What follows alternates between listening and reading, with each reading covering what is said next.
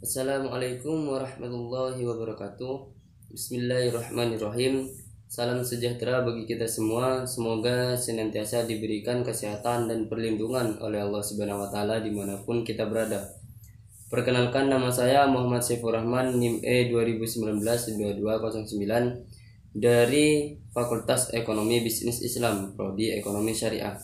Di sini saya akan menjelaskan tentang ekonomi tertutup dengan kebijakan pemerintah atau perekonomian tiga sektor. Yang pertama yaitu apa yang dimaksud dengan ekonomi tiga sektor. Ekonomi tiga sektor adalah perekonomian yang meliputi kegiatan dalam sektor perusahaan, rumah tangga, dan pemerintah. Yang kedua, siklus perekonomian tiga sektor. Contohnya yaitu yang pertama, perusahaan termasuk dalam pajak pengeluaran pemerintah dari barang yang dijual.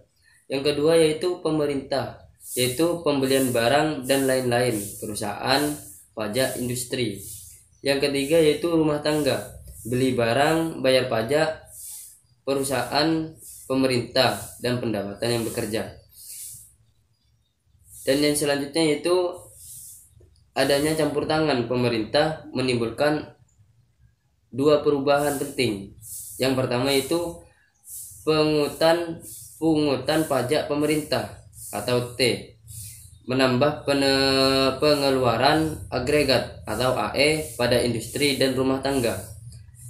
Yang kedua yaitu pajak memungkinkan pemerintah melakukan perbelanjaan dan ini akan menaikkan perbelanjaan anggaran agregat. Karena tidak ada campur tangan asing, maka perekonomian ini disebut perekonomian tertutup. Yang keempat yaitu aliran baru dalam sirkulasi aliran pendapatan. Yang pertama yaitu pembayaran pajak RT dan industri kepada pemerintah, kurang lebih pendapatan pemerintah. Yang kedua yaitu pengeluaran pemerintah kepada perusahaan, kurang lebih pembelian barang dan jasa. Yang ketiga yaitu aliran pendapatan dari sektor pemerintah ke RT dan pembayaran atas penggunaan faktor-faktor produksi RT dan oleh pemerintah. Yang kelima yaitu pendapatan diterima oleh rumah tangga untuk tiga tujuan. Yang pertama yaitu A, ditabung atau yang disebut dengan S. Yang B, membayar pajak atau yang dimaksud dengan T. Dalam keseimbangan ini berlaku persamaan antara Y sama dengan C plus I plus G. Sedangkan tiap tingkat pendapatan nasional berlaku Y sama dengan C plus S plus T. Yang C itu membiayai konsumsi. Selanjutnya itu nomor 6, syarat keseimbangan. Yang pertama yaitu A, penawaran agregat atau yang disebut dengan AS sama dengan agregat demand. Dalam perekonomian ini yang tidak melakukan perdagangan LN, AS sama dengan Y, sehingga pada keseimbangan pendapatan nasional berlaku persamaan antara C plus I plus G sama dengan C plus S plus T. Apabila C pada tiap peruas dikurangkan, maka berlaku I plus G sama dengan S plus T.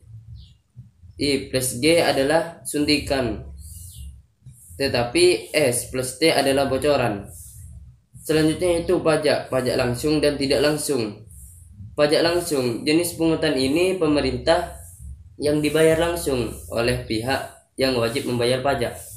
Yang kedua yaitu tidak langsung. Pajak yang bebannya ini dapat dipindahkan kepada orang lain. Bentuk pajak yaitu seperti A, pajak agresif. Pajak turun ketika pendapatan naik. B, pajak proporsional. Pajak tetap pun berapapun tingkat pendapatan. C yaitu pajak progresif atau 0%. Pajak naik ketika pendapatan naik.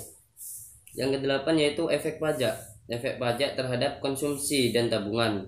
Yang A, pajak akan menurun YD pendapatan disposable sejumlah T, sehingga YD sama dengan Y dikurangi T karena YD turun. Konsumsi C dan tabungan S juga turun. Mungkin itu saja yang dapat saya sampaikan. Kurang lebihnya mohon maaf. Wabillahi taufik wal hidayah. Wassalamualaikum warahmatullahi wabarakatuh.